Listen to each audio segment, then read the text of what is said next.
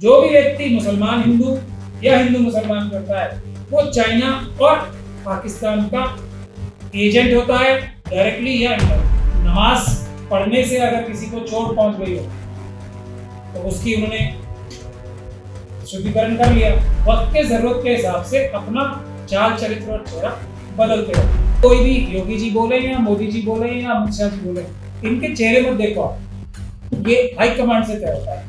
तो इसने ये करना है, इसका रोल ये है, इसका रोल ये है, इसने ये ट्रेनिंग देनी है, इसने ये काम करने, इसने लाठी चलाने की ट्रेनिंग देनी है। देखने में बहुत सारी ऐसी होती है जो आरएसएस की नहीं लगती, वो सब हिंदू और मुसलमान करते हैं। वो सभी लोग आरएसएस के भी लोग हैं और चाइना और पाकिस्तान के भी।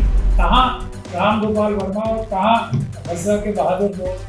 क्यों आप उनके नाम पे एक धब्बा लगा रहे हो? ये राम गोपाल वर्मा का नाम ही इलियासी साहब को इतना बुरा नहीं मानता, क्योंकि वो तो खुल के कह रहे हैं ना, मैं ज़ायनिस्ट ताकतों का फॉलोअर हूँ। देश में नफरत का माहौल किस कदर बढ़ गया है, इसका एक जीता जागता सबूत महाराष्ट्र से आया है।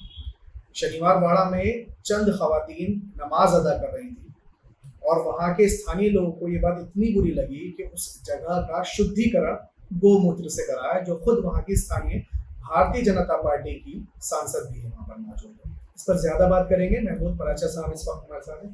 साहब, देश किस दिशा में जा रहा है? ये किस तरीके की नफरत भरी चीजें हो गई? नमाज अदा करने से क्या इस कदर मामला खराब हो गया कि वहाँ शुद्धिकरण हो रहा है, और तो और गोमूत्र से शुद्धिकरण हो रहा है? भाजपा के सांसद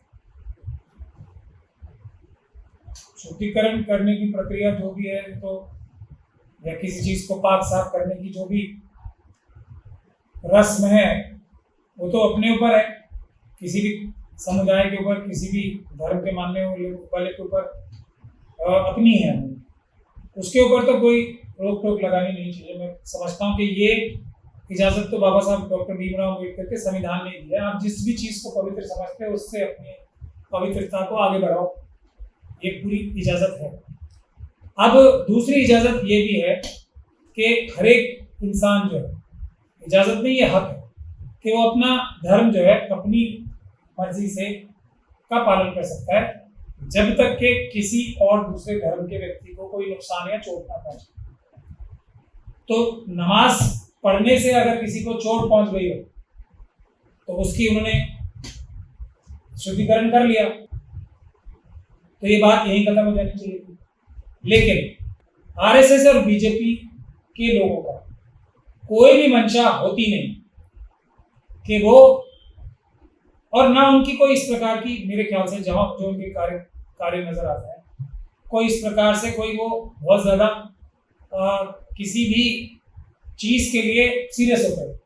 वो तो वक्त ज़रूरत के हिसाब से किसी भी तरीके से अपने आप को ढाल लेते हैं, मोल्ड कर लेते हैं। जैसे एक मैं एग्जांपल दूं कि, और वो बहुत लोग देते हैं कि एक मुख्तार अब्बास नकवी साहब थे, उन्होंने ये स्टेटमेंट दी कि जिसको गौ मांस खाना है वो पाकिस्तान चला जाए। तो अब उससे नाराज होके या खुश होके या जो भी होके उनको मंत्रालय से निकाल दिया गया।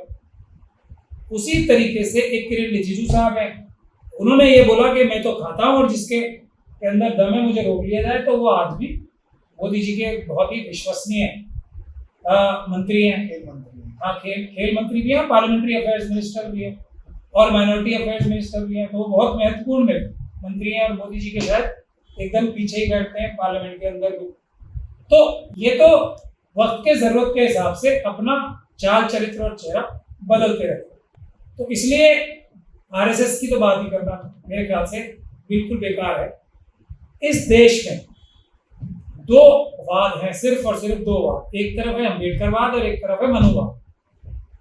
अम्बेडकरवाद का मतलब है संविधानवाद, मतलब देश संविधान के हिसाब से चलेगा, इंसाफ बराबरी सबके लिए, सबको पूरी तरीके से आज़ादी है, सबका हक है अपने धर्मों का पालन करें, अपने मर्जी से करें और भाईचारा सब में रहे, ये अम्बेडकरवाद है। इसके खिलाफ सामने है मनुवाद। वो ये कहता है इंसान और इंसान के बराबर नहीं होता। वो ये कहता है कि सब पढ़ाई लिखाई नहीं कर सकते, सब प्रॉपर्टी नहीं रख सकते, कुछ ही लोग जो हैं वो प्रॉपर्टी रख सकते हैं, पढ़ाई लिखाई कर सकते हैं, वोट भी यहाँ तक के कुछ ही लोग दे सकते हैं, ऐसा उनका मानना है। आपस में भाईचारा होना नहीं चाहिए, ढोल गवार शूद्र पशुनारी ये सब ताड़न के अधिकारी होने चाहिए, ये दूसरी विचारधारा है।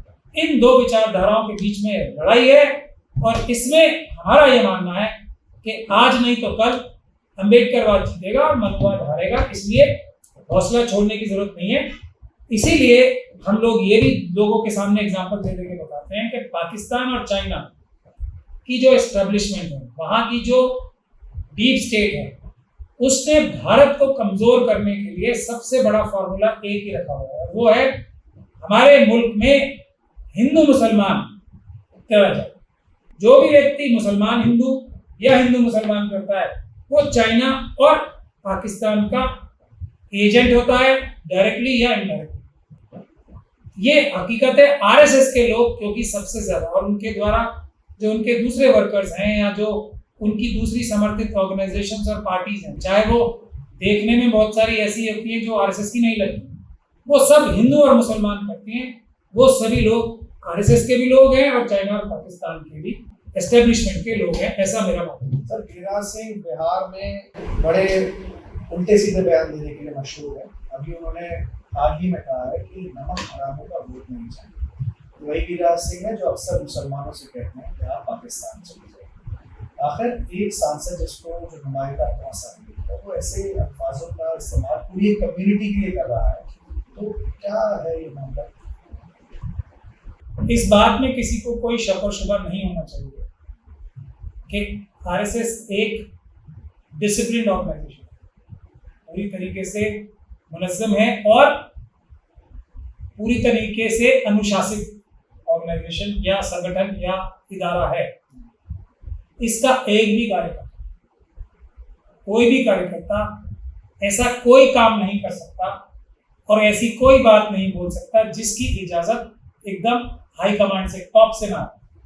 ये बात तय है, बहुत ही डिसिप्लिन और अनुशासित ऑर्गेनाइजेशन है। सर, केरला वाला मामला बीच में बिल्कुल कुछ भी नहीं कर सकता आरएसएस का कोई भी कार्यकर्ता जब तक कि इजाजत, परमिशन और तरीका ऊपर से ना बताया जाए। स्क्रिप्ट आ रही है पूरी तरीके से अनुशासनात्मक। और क्या होती है ऑर्गेनाइजेशन? हमारी फौज है, क्या कोई भी कांस्टेबल छोटे से छोटा, क्या कोई भी एक छोटे से छोटा सिपाही जनरल की मर्जी के बगैर कुछ भी करेगा? हाँ करेगा, तो उसको तुरंत सजा मिलेगी, वो फौज से निकाला जाएगा। यही होता है हर एक अनुशासित ऑर्गेनाइजेशन में। क्या आरएसएस ने केरल की घटना के बाद कोई इंक्वायरी ट्रांसपेरेंट ऑर्डर कराई? नहीं। अब क्या नतीजा निकालोगे आप इससे?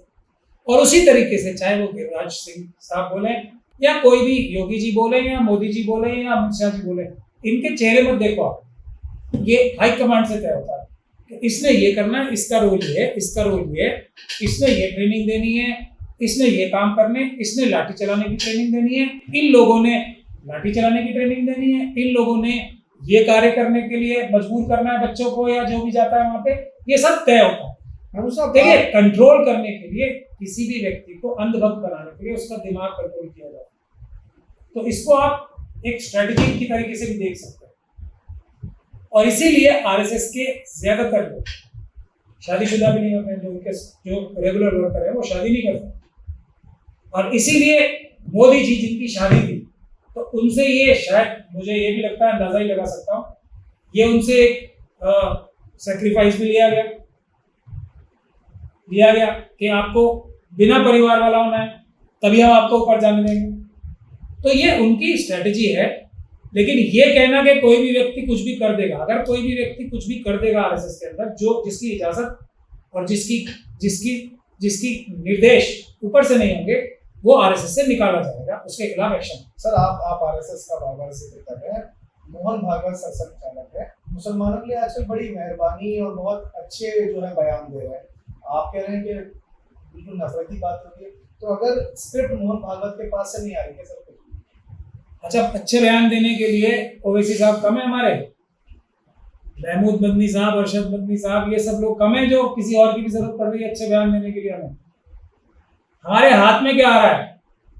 हमारे हाथ में तो अभी आपने एक बताया ही है, जो अभी आपने जो पूना का घटना बताई है, हमारे हाथ में गिरिराज सिंह जी का काम आ रहा है, और वो तो अनुशासित कार्यकर्ता ही है ना सारे, उधर भी आरएसएस इधर भी आरएसएस। तो हाथ में कुछ नहीं आ रहा, बातें आ रही हैं। तो इतने बेवकूफ तो भारतीय नहीं होते ना, भारतीय नागरिक। और दूसरी एक बात मैं महत्वपूर्ण बता रहा हूँ कि आरएसएस के लोग सच बोलने की क्षमता खो चुके होते हैं, ये उनकी ट्रेनिंग होती है। वो चाहें भी तो सच नहीं बोल सकते। तो आम तौर पे जो वो बोले उसका उल्टा सही होता है। ऐसे उनको अगर समझने के लिए कोई समझना चाहे तो जो वो बोलते हैं उससे उल्टा सही होता है 99%। 1% जो ये हिंदू मुसलमान की बातें होती है, ये वो ट्रेनिंग करके सच बोलते हैं, क्योंकि ये उनको बुला। सर, मदनी ब्रदर्स का नाम आपने लिया, ओवैसी साहब का नाम लिया, ब्रदर्स नहीं, चाचा भतीजा। चाचा भतीजे। अभी दिल्ली में एक नया आप MRN मुस्लिम राष्ट्रीय मंच लॉन्च हुआ है। अभी निजामुद्दीन ने पिछले दिनों उन्होंने एक प्रोग्राम किया जश्न चराहा के नाम से, और इंद्रेश कुमार उसकी जो है अगुवाई कर रहा है। ये क्या चल रहा है सर? मुसलमानों का आरएसएस का प्रेम कैसे चल रहा है, समझ नहीं आता। किसी भी भारतीय का खास तौर पे कमजोर तबकों का, शेड्यूल कास्ट, शेड्यूल ट्राइब, मुस्लिम, सिख, क्रिश्चियन, बौद्ध और ओबीसी का, अगर वो समझदार है और उनके एक तरीके से कार्यकर्ता नहीं है, तो प्रेम हो ही नहीं सकता, क्योंकि उनका कोई भी कारनामा ऐसा होता ही नहीं। मुस्लिम राष्ट्रीय मंच तो एक संगठन ऐसा है जो आपको साफ नजर आ रहा है। ऐसे कितने संगठन हैं जो नजर तो नहीं आ रहे हैं और वो है उन्हीं के संगठन, जैसे मदनी साहब बोलता रहा हूं मैं, ये इनके टॉप लीडरशिप जो कार्यकर्ता हैं, ये नीचे बेचारे बहुत ईमानदार कार्यकर्ता है जो ग्रास रूट के हैं, चाहे वो ओवैसी साहब के मिले लो, चाहे वो मदनी साहब के ले लो, चाहे पर्सनल लॉ बोर्ड के ले लो, चाहे ये जमात इस्लामी के ले लो, चाहे हमारे ये तबलीगी जमात के ले लो, लेकिन इनकी टॉप लीडरशिप सब आरएसएस के कार्यकर्ता, सब। तो सर मुसलमानों की तो कम से कम मुस्लिम राष्ट्रीय मंच तो साफ साफ नजर आ रही है ना जी। देखिए, मैं इलियासी साहब को इतना बुरा नहीं मानता, क्योंकि वो तो खुल के कह रहे हैं ना, मैं ज़ायनिस्ट ताकतों का फॉलोअर हूँ, इजराइल ज़ायनिस्ट ताकतों का, इसलिए मैं उनका फॉलोअर हूँ और आरएसएस का फॉलोअर हूँ। मोहन भागवत जी के तो कसीदे पढ़ते हैं। तो मैं इलियासी साहब को कह रहे थे, हाँ जो भी कह रहे थे, तो मैं उनको इतना बुरा नहीं मानता हूँ। जो रसूलुल्लाह ने हमें इस्लाम सिखाया ना, उसमें 2 कॉन्सेप्ट है, और जो दुनिया का सबसे बड़ा जिसको माना गया है, जिस कॉन्सेप्ट को, वो है मुनाफिक। दिल में ईमान नहीं और जबान पे ईमान, उसको सबसे बुरा माना गया है। और उलमाए सू की सबसे बड़ी सजा है कि जो आलिम होने के साथ ईमान से बिल्कुल दूर है, उसकी सजा भी सबसे बड़ी है। तो अब ये लोग फैसला कर लें कि इसी दुनिया में रहना है या दूसरी दुनिया में भी जाना है। सर, आखिरी सवाल आपसे लूंगा। अभी गजा में जिस तरीके के तमाम चीजें चल रही हैं, भारत के एक डायरेक्टर है राम गोपाल वर्मा, उन्होंने कहा कि भारत में तो आज एक दिन दिवाली हुई है, गजा में रोज दिवाली। मजाकिया तौर पर वहाँ के मासूमों के दर्द को उन्होंने इस तरीके से मजाक किया। देखिए, बहादुर लोगों को तो डर होता है तो सिर्फ ऊपर वाले से होता है, और बुज़दिल लोगों को एसी कमरों में बैठ के बहादुर लोगों का मजाक उड़ाने में मजा आता है। उनकी तो यही है ना, गजा के लोगों के बारे में उन्होंने बोल ही दिया, गजा यही उनका हाई पॉइंट इन लाइफ होना चाहिए।